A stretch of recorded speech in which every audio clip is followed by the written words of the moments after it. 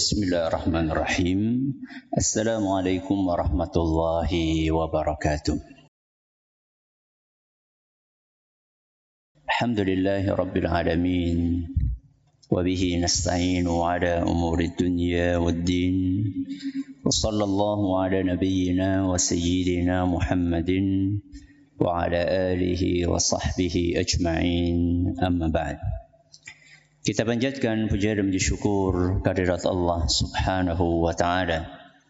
Pada kesempatan pagi menjelang siang yang berbahagia kali ini, kita masih kembali diberi kekuatan, kesehatan, hidayah serta taufik dari Allah Jalla wa Ala, sehingga kita bisa kembali menghadiri pengajian rutin untuk mengkaji fikih, doa dan zikir. Kita berharap semoga Allah Subhanahu wa taala berkenan untuk melimpahkan kepada kita semuanya ilmu yang bermanfaat sehingga bisa kita amalkan sebagai bekal untuk menghadap kepada Allah Jalla wa Ala. Allahumma amin.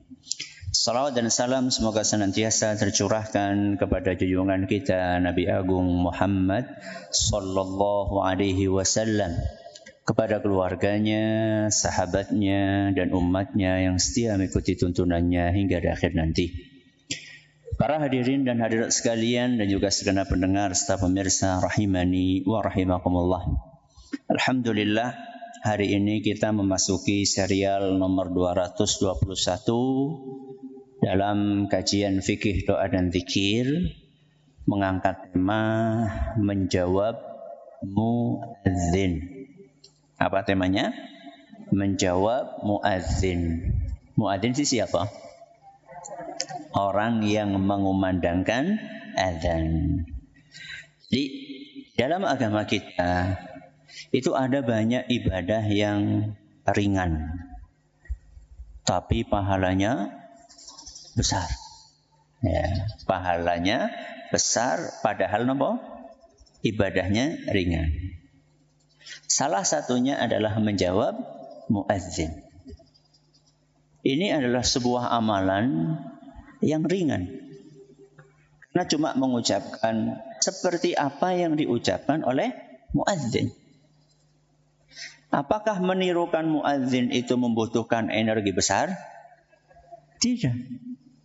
Apakah menirukan muadzin membutuhkan duit? Tidak. Apakah menirukan muadzin membutuhkan kecerdasan IQ tinggi? Enggak. Berarti ini adalah sebuah amalan yang ringan. Tapi walaupun ringan, ganjaran yang dijanjikan bagi orang yang rutin mengamalkannya luar biasa. Kenapa kok banyak orang sudah tahu ini amalan ringan, tapi enggak melakukannya? Kenapa? Bu, kenapa Bu? Males? Siapa? Jenengan apa? Ya. Ada banyak kemungkinan. Mungkin pertama belum tahu. Mungkin enggak ada orang yang belum tahu? Mungkin enggak? Mungkin. Atau kemungkinan yang lain, sudah tahu tapi lupa. Sudah tahu tapi lupa. Jangan tahu enggak kalau ngerasani itu haram? Sing ngerasani apa ora? Kenang apa? Kelalen. Saben dina kelalen. Ya. Mungkin belum tahu, mungkin lupa, atau mungkin tahu, sudah tahu, lupa enggak lupa, tapi cuek. Napa? Cuek. Enggak peduli. Na'udzubillahi min dzalik. Jenengan yang mana? Yang lupa, apa yang belum tahu, apa yang cuek? Yang mengamalkan. Yang mengamalkan. Jadi salah satu sunnah Yang ringan tapi pahalanya istimewa adalah menjawab napa? Muadzin.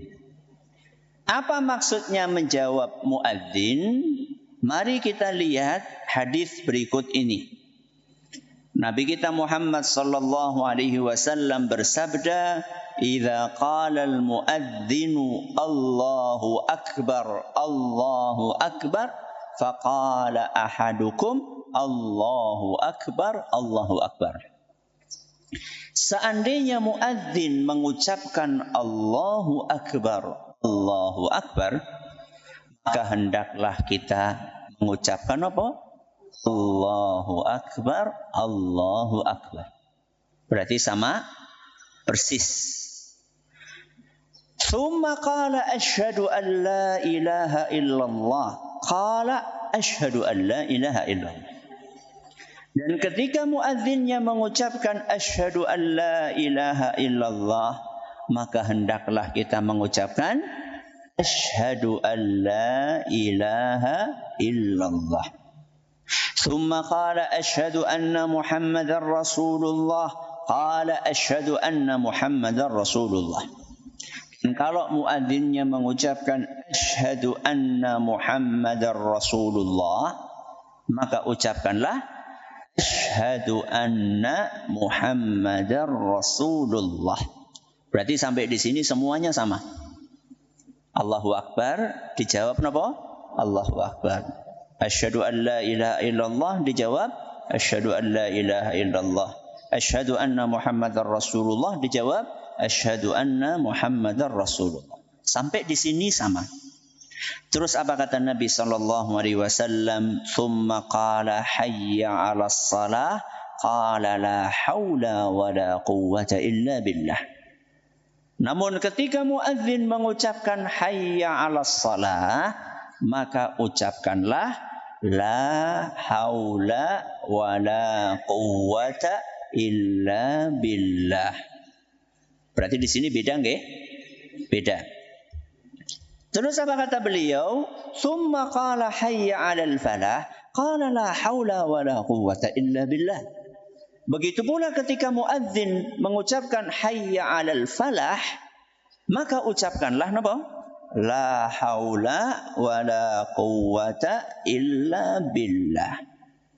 Berarti sama-sama beda-beda. Nah, yang terakhir akan sama lagi. Tsumma qala Allahu akbar, Allahu akbar, qala Allahu akbar, Allahu akbar.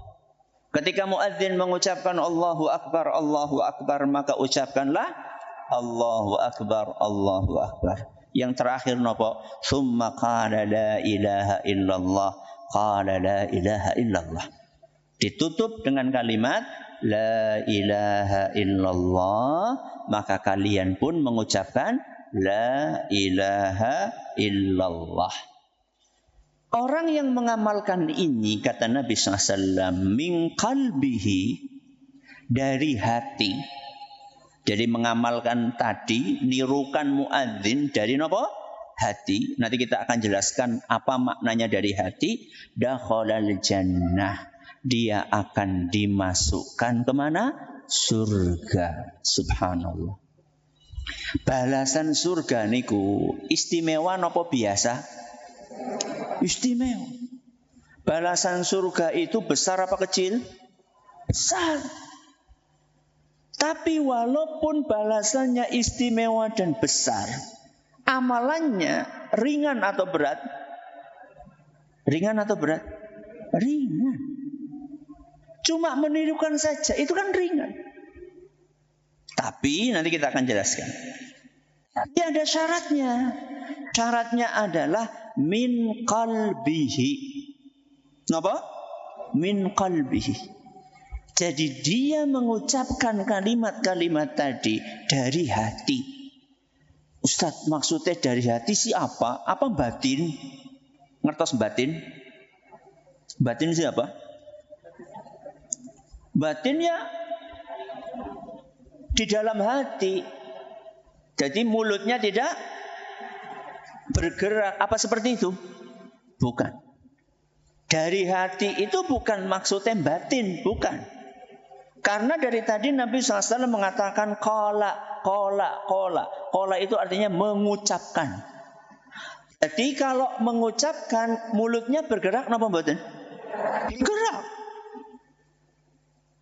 Ketika muadzinnya Allahu Akbar, kita pun mulutnya bergerak mengucapkan apa? Allahu Akbar. Maka maksud dari min qalbihi, dari hati, bukan batin, tapi dari hati artinya adalah ikhlas. Karena ikhlas tempatnya di mana? Di hati. Jadi orang akan masuk surga ketika mengamalkan amalan ini, syaratnya harus apa? Ikhlas. Nah, ikhlas tempatnya di mana? Hati. Jadi rasah di ngomong-ngomongakan. Ya nyong ikhlas ya, temenan ya, ikhlas ya. Karena ikhlas bukan di mana? Bukan di mulut. Ikhlas itu tempatnya di hati. Makanya Nabi katakan min qalbihi, dari hatinya.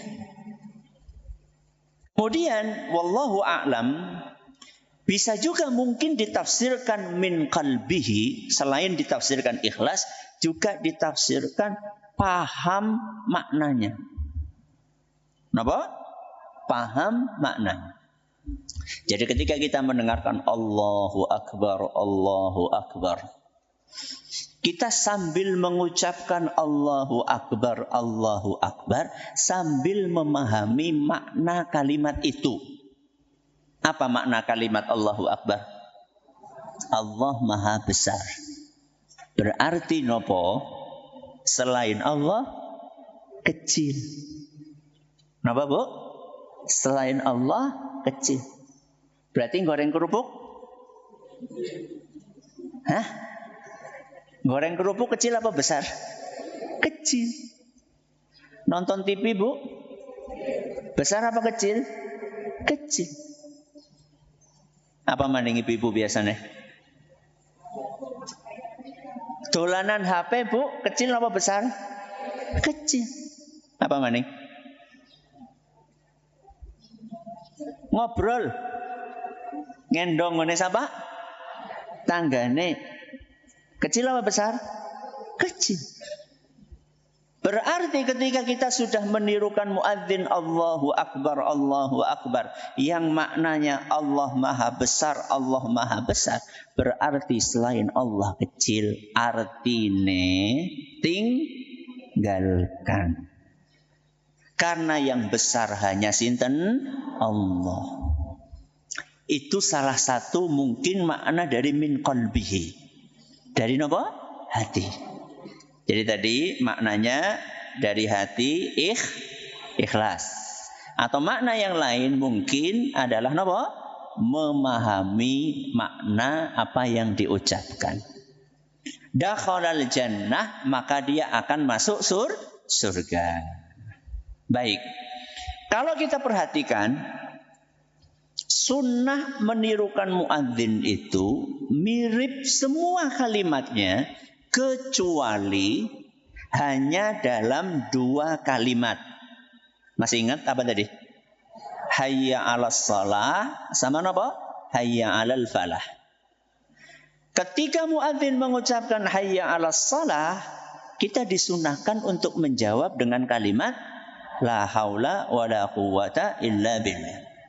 Begitu pula ketika muadzin mengucapkan hayya 'alal falah, kita juga disunahkan untuk mengucapkan la haula wala quwwata illa billah. Pertanyaannya, kenapa? Kenapa bukan sama? Misalnya muadzin mengucapkan hayya 'alas shalah, dewek melu macan apa? Hayya 'alas shalah. Kenapa kok jawabnya la haula wala quwwata illa billah? Kenapa, Bu? Karena itu yang dicontohkan sama Rasulullah sallallahu alaihi wasallam. Ini jawaban paling apa? Paling gampang, ya. Paling simple dan benar insyaallah.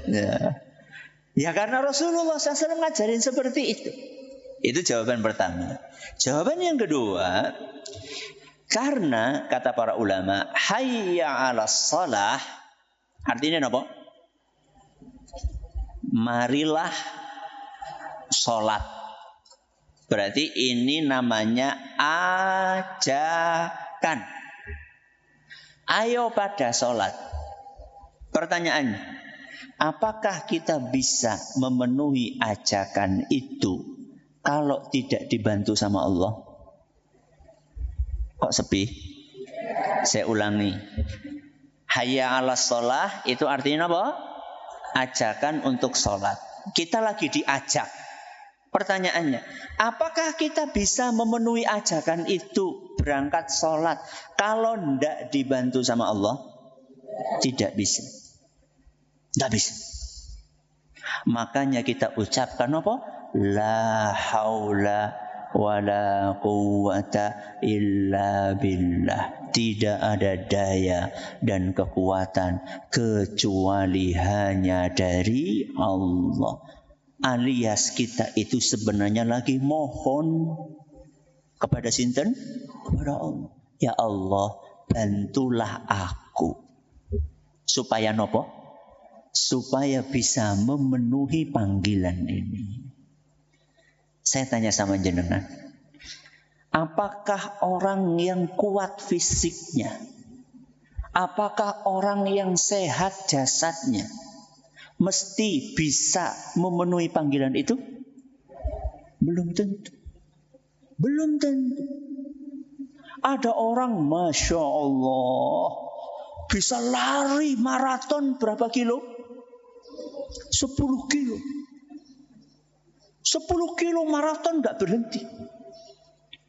Jauh atau tidak? Jauh. Jenengan pinten kilo? Sekilo? 10 kilo dia kuat untuk lari maraton tanpa henti. Tapi untuk berangkat ke masjid yang cuma jenengan pinten meter bu karo masjid? Cuma 50 meter. Bahkan ada yang tangganya masjid, tetangganya masjid. Berarti cuma 3 meter 10 langkah. Tidak bisa. Berarti itu bukan urusan kekuatan fisik. Tapi itu urusan hidayah.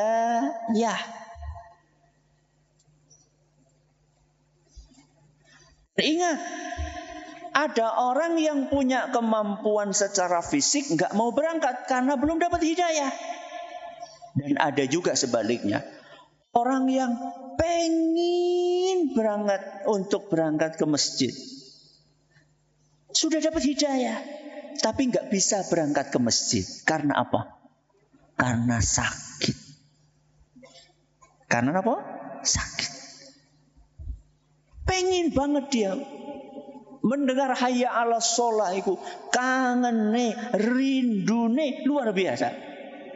Tapi dia nggak bisa jalan karena dia sedang sakit. Boro-boro jalan, wong hanya sekedar bangkit dari nopo? Tempat tidur saja kepalane wis gliyeng. Ya. Maka ketika kita mendapatkan panggilan hayya 'alas shalah, ayo pada salat, maka kita disunnahkan untuk mengucapkan la haula wala quwwata illa billah supaya kita mendapatkan pertolongan dan bantuan dari sinten? Allah. Nah, sekarang kita pindah. Kita juga disunahkan untuk mengucapkan la haula wala quwwata illa billah ketika mendengar hayya 'alal falah. Apa artinya hayya 'alal falah? Ayo jemputlah kemenangan, kemuliaan. Para ulama mengatakan yang dimaksud dengan kemenangan dan kemuliaan di sini adalah pahala. Kenapa? Pahala. Surga dari Allah Azza wa Jalla. Jadi muadzin ini lagi memotivasi kita. Ayo sholat supaya dapat apa? Kemenangan. Supaya dapat pahala. Supaya kalian masuk surga. Pertanyaannya, apa bisa kita mendapatkan pahala kalau tidak dibantu sama Allah? Bisa atau tidak? Tidak. Karena pahala itu di tangan sinten? Allah. Makanya kita mengucapkan la haula wala quwwata illa billah. Kita mohon kepada Allah, ya Allah, saya sudah berangkat sholat. Mudah-mudahan sholatku ini bisa menghasilkan pahala, bisa memasukkan saya ke surga. Itu kira-kira makna dari la haula wala quwwata illa billah. Karena Bapak Ibu yang kami hormati, belum tentu orang yang sholat dapat pahala. Kenapa Bu? Belum tentu orang yang sholat mesti dapat pahala. Percaya? Percaya betul? Wa innar rajula la yusalli sittina sanah wa ma tuqbal minhu salatun. Kata Rasul SAW, ada orang sudah sholat 60 tahun. Pinten? 60 tahun. Dan tidak satu pun sholatnya diterima oleh Allah SWT. Saya tanya, 60 tahun itu pinten sholatnya? Pinten? Hah? Sehari berapa? 5. Setahun berapa hari? 360. 5 kali 360 kali 60. Pinten? Akeh. Bayangkan ribuan atau puluhan ribu sholat tidak satu pun diterima. Berarti ngesuk sholat buatan? Berarti ngesuk sholat buatan? Loh, kan belum tentu diterima. Apa maning orang sholat? Apalagi tidak sholat. Jadi pola pikirnya itu bukan lawislah rosah sholat, bukan. Tapi pola pikirnya adalah kenapa kok orang itu sholatnya nggak diterima? Dicari sebabnya. Sebabnya sudah dijelaskan oleh Nabi SAW. Kata Nabi SAW, yutimmu ruku'ahu wala yutimmu sujudahu, yutimmu sujudahu wala yutimmu ruku'ahu. Orang yang sudah 60 tahun sholat gak diterima satu pun sholatnya karena mungkin rukuknya benar tapi sujudnya ora benar.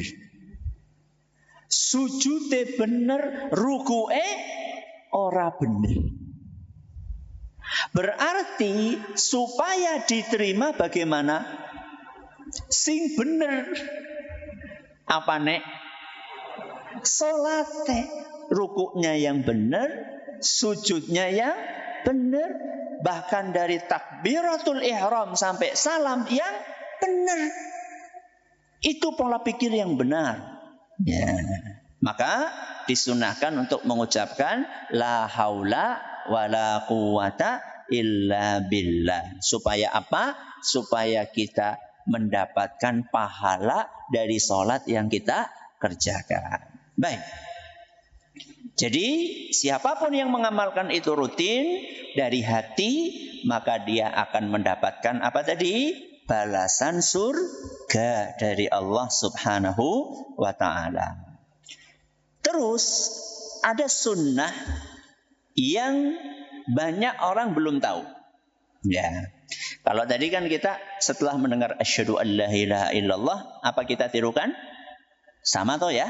Ya, asyhadu anna Muhammadar Rasulullah juga sama. Ternyata ada sunnah yang lain yang banyak orang belum tahu. Apa itu? Disunnahkan ketika mendengarkan asyhadu an la ilaha illallah dan asyhadu anna Muhammadar Rasulullah untuk mengucapkan asyhadu an la ilaha illallah wahdahu la syarikalah wa anna Muhammadan abduhu wa rasuluh raditu billahi rabba Ngarang. Deleng tulisane. Raditu billahi rabba wa bi Muhammadir rasula wa bil islami dina. Jadi ora pada Ustaz. Makanya dilihat dulu. Ya. Apa dalilnya Ustaz? Hadis riwayat Muslim. Hadis riwayat Muslim. Kata Nabi SAW, barang siapa mendengar muadzin, lalu dia mengucapkan asyhadu an la ilaha illallah wahdahu la syarikalah wa anna Muhammadan abduhu wa rasuluh raditu billahi rabba wa bi Muhammadir rasula wa bil islami dina, niscaya dosanya akan diampuni. Kalau yang tadi akan masuk surga, kalau ini dosanya akan diampuni. Maksudnya kapan bacanya ini Ustadz? Apakah di akhir azan atau di tengah-tengah azan? Diperjelas di dalam riwayat lain yang disebutkan oleh Imam Abu Awanah di dalam kitab beliau Mustakhraj.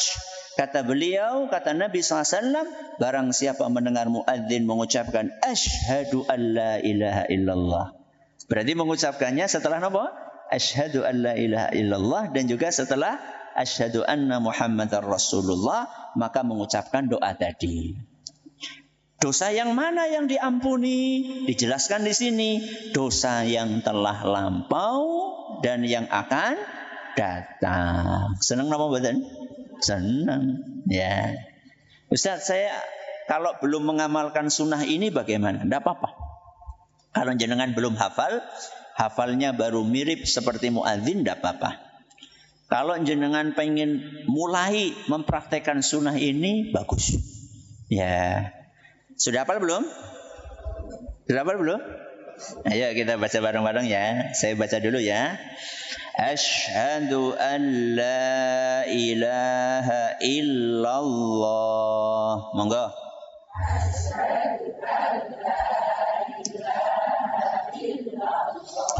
Wahdahu la syarika lah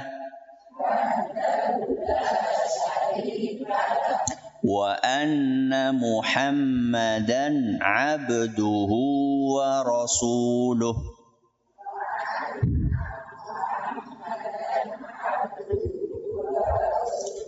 Raditu billahi rabba wa bi Muhammadir rasula wa bil islami dina. Ayo bareng-bareng 1, 2, 3. Asyhadu an la ilaha illallah wahdahu la syarika lah wa anna Muhammadan abduhu wa rasuluh. Raditu billahi rabba wa bi Muhammadir rasula wa bil islami dina. Sendirian 1, 2, 3.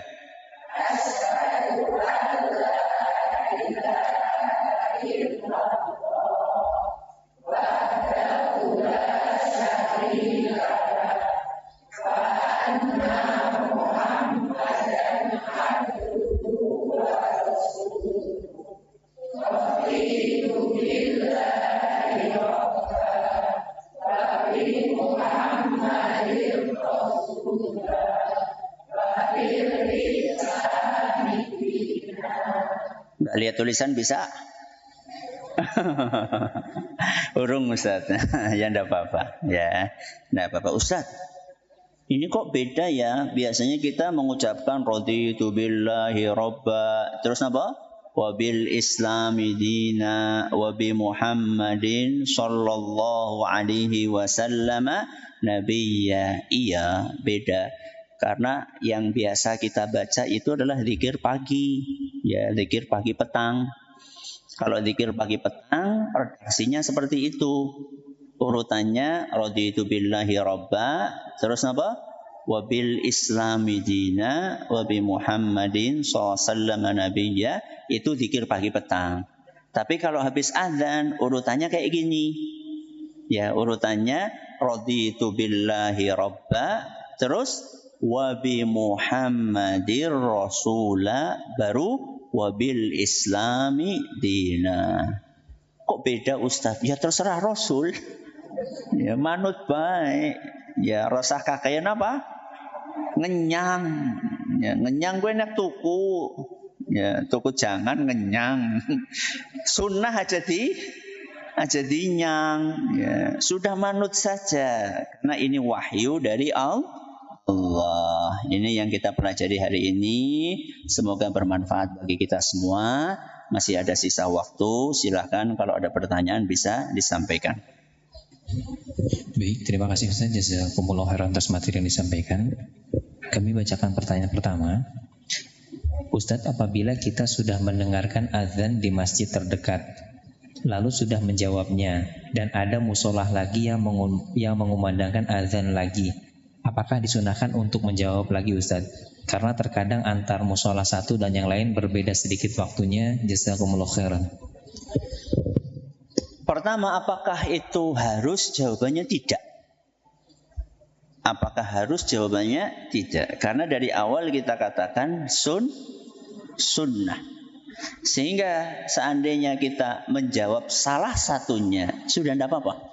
Sudah cukup insya Allah. Misal nih, kan di sekeliling kita masjid satu atau lebih. Ada 2, ada 3, ada musola. Semuanya azan. Semuanya apa? Azan. Apakah kita harus jawab semuanya? Jawabannya tidak. Kita jawab salah satunya, insya Allah sudah cukup. Ya, insya Allah sudah cukup. Oke, silakan. Jazakumullah khairan Ustaz. Pertanyaan berikutnya, Ustaz, apakah menjawab muadzin harus dalam keadaan bersuci? Jazakumullah khairan. Tidak harus dalam keadaan bersuci. Kenapa? Tidak harus dalam keadaan bersuci. Karena zikir itu bukan syaratnya harus suci. Kenapa? Zikir tidak harus syaratnya bersuci. Saya kasih contoh. Orang yang haid, kenapa? Haid, datang bulan, suci enggak? Enggak. Makanya enggak boleh sholat, enggak boleh puasa, tapi zikir boleh. Karena memang tidak ada syarat harus suci ketika zikir. Ya. Bahkan dalam sebuah riwayat disebutkan anna Rasulullah sallallahu alaihi wasallam kana yadhkurullaha fi kulli ahyanihi. Rasulullah SAW itu berzikir dalam segala kondisi. Kenapa Bu? Dalam segala kondisi. Segala kondisi ini masuk di dalamnya kondisi suci dan kondisi tidak suci. Ya. Salah satu makna dalam segala kondisi adalah dalam kondisi suci maupun dalam kondisi tidak suci. Lebih afdal mana Ustaz? Zikir dalam keadaan suci atau tidak dalam keadaan suci? Ya lebih afdal dalam keadaan suci lah. Tapi kan pertanyaannya tadi bukan afdal atau tidak. Pertanyaannya boleh atau tidak? Harus atau tidak? Jawabannya tidak harus. Jadi misal nih, kita dengar azan. Pas lagi azan itu kita belum wudu. Apakah kita harus wudu dulu sebelum menjawab? Enggak. Wudu ya rampung disit. Apa nih? Azan nih. Ya sudah dijawab aja walaupun belum wudu. Nggih. Baik, terima kasih Ustaz. Jazakumullah khairan. Pertanyaan berikutnya, Ustaz, ketika kita mengerjakan sholat tahiyatul masjid di rakaat terakhir pada posisi sedang ruku, kemudian muadzin mengumandangkan qomat, Pertanyaannya, apakah sholat sunnah tahiyatul masjid dilanjutkan atau dibatalkan untuk bergabung dengan imam mengerjakan sholat wajib? Jazakumullah khairan. Guru kami Syekh Abdul Muhsin Al-Abbad hafizahullah ta'ala wa syafahu wa afahu wa hafizahu min kulli su'in wa makruh. Beliau pernah ditanya pertanyaan yang sama. Bagaimana kalau kita lagi sholat sunnah belum selesai terus qomat? Apa yang mesti kita lakukan? Kata beliau, dilihat kondisinya. Apakah dia baru mulai sholat atau dia sudah mau selesai? Dilihat apa? Kondisinya. Dia baru mulai sholat atau sudah mau selesai? Kalau dia baru mulai sholat, rakaat pertama saja belum selesai, maka kata beliau batalkan. Kenapa? Batalkan. Karena kalau sudah dikumandangkan iqamah, maka saat itu yang wajib dikerjakan adalah apa? Salat fardu. Ini lagi ngomongin orang yang di masjid, ya. Bukan ibu-ibu yang lagi di rumah, enggak. Itu kalau di awal salat sunnah. Tapi kalau sudah di akhir salat sunnah dan bisa diselesaikan, dipercepat, tapi tetap tumakninah. Cepatnya itu bukan cepat super jet, ya, bukan super kilat, ya. Tapi cepat yang tetap tumakninah, tapi tumakninah yang minimal, ya. Kalau dia bisa sampai salam, assalamualaikum, assalamualaikum, sebelum imam takbiratul ihram, maka selesaikan. Itu jawaban dari guru kami. Berarti dilihat apanya, Bu? Kondisinya. Apakah baru mulai atau sudah mau selesai? Kalau tadi sampai ruku, ya. Kalau sampai ruku dan dia pakai tumakninah yang level minimal, ya. Jadi level minimal itu contohnya ketika ruku membaca subhana rabbiyal azim sekali. Ya, biasanya kan kita bacanya berapa? 3 kali. Itu level minimal. Ketika kita i'tidal, sami Allahu liman hamidah, biasanya Rabbana walakal hamdu mil'as samawati wa mil'al ardi wa mil'a ma bainahuma min syai'in ba'du. Ini diringkas jadi apa? Rabbana walakal hamdu. Itu kan minimal. Ketika sujud juga sama. Biasanya kita baca apa? Subhana rabbiyal a'la atau subhana rabbiyal a'la wa bihamdihi berapa kali? 3 kali. Ini cuma subhana rabbiyal a'la sekali. Itu namanya minimal. Tumakninah tapi apa? Minimal. Kalau bisa dikejar insyaallah enggak apa-apa, diselesaikan. Ya. Baik, terima kasih jazakumullah khairan atas jawabannya.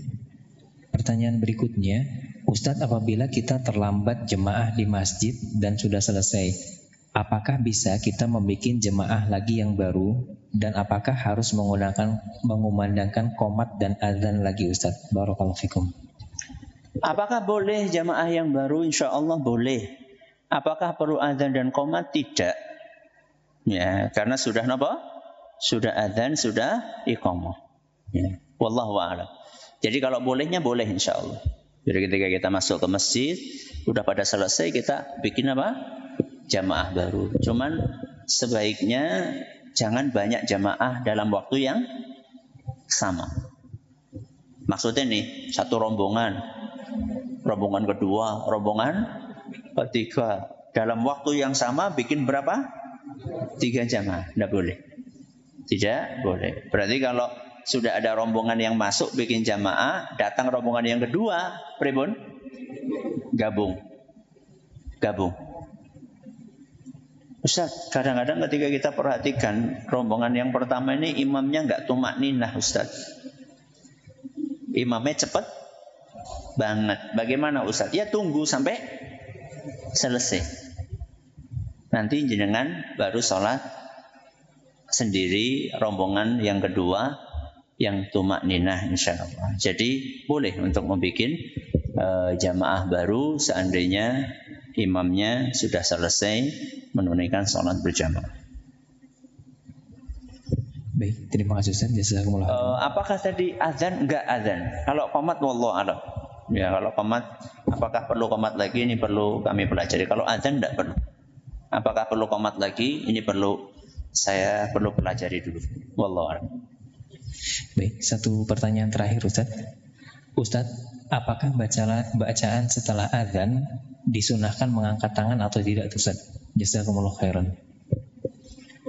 Apakah disunahkan mengangkat tangan? Wallahu a'lam. Saya tidak tahu. Ya, apakah ketika kita membaca asyhadu an la ilaha illallah wahdahu la syarikalah wa asyhadu anna Muhammadan abduhu wa rasuluh Allahumma ja'alni doanya? Itu doa habis wudu ya, apa? Allahumma rabba hadhihi da'wati tammah wassalatil qa'imah ati Muhammadanil wasilata wal fadilah wa ba'su maqama mahmudanil ladzi wa'adta. Apakah disunahkan angkat tangan? Saya tidak tahu. Ya. Mudah-mudahan nanti setelah kita menjawab muadzin, mudah-mudahan nanti ada pembahasan tentang doa setelah azan. Ya, mudah-mudahan saat itu saya sudah menemukan jawabannya. Sekalian nanti kita cantumkan di makalahnya. Ini yang bisa kita pelajari hari ini. Semoga apa yang kita dengarkan bermanfaat bagi kita semuanya. Terima kasih atas perhatiannya. Mohon atas segala kurangannya. Kita akhiri. Subhanakallahumma wa bihamdika. Asyhadu an la ilaha illa anta. Astaghfiruka wa atubu ilaik. Assalamualaikum warahmatullahi wabarakatuh.